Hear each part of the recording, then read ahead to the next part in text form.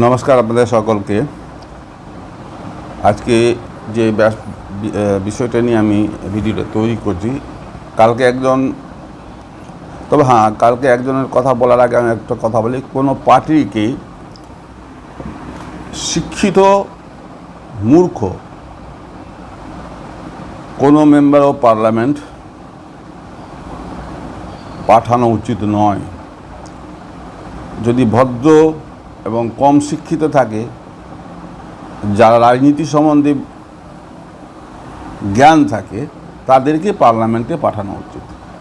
যারা পার্লামেন্টে যা ইচ্ছা তাই কথা বলবে, কালকে এমনই একজন পার্লামেন্টে বলেছেন, রাজ্যের স্বরাষ্ট্রমন্ত্রীর মুন্ড কেটে নেওয়ার কথা বলেছেন।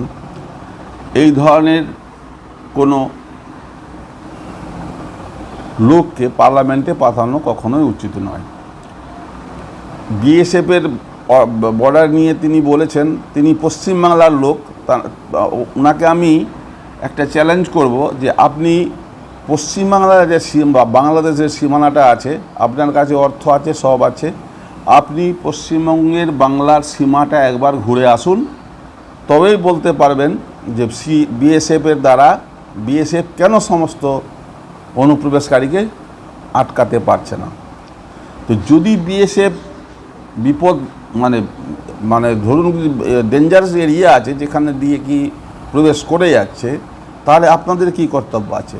আমাদের রাজ্যে প্রবেশ করবে আর সঙ্গে সঙ্গে ডুপ্লিকেট আধার কার্ড আর ভোটার কার্ড দিয়ে দেবো আমরা সরকারের পক্ষ থেকে? এটা কোনো যুক্তিযুক্ত হলো? আর আপনি চাইছেন, আপনি বলছেন যে প্রধানমন্ত্রী নানা রকম কথা আমাদের রাজ্যে বলে যাচ্ছেন, উনি স্বরাষ্ট্রমন্ত্রীর মুন্ডু কাটছেন না কেন? এই ধরনের কথা আপনি বলেছেন। এই ধরনের কথা আপনার সংসদীয় কথা?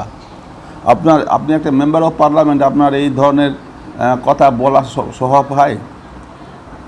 আপনি বলছেন বিএসএফকে দেখে আপনার ভয় লাগে, তো আপনার কাকে দেখে সাহস হয়? বাংলাদেশের বর্ডারে যারা থাকে, বাংলাদেশের ফোর্স, তাদেরকে দেখে না পাকিস্তানের ফোর্সকে দেখে?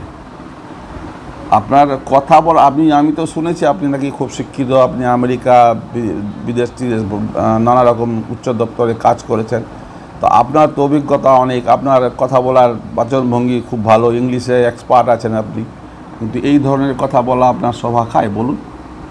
আপনি একজন স্বরাষ্ট্রমন্ত্রীর মুন্ডু পাত দেখতে চান?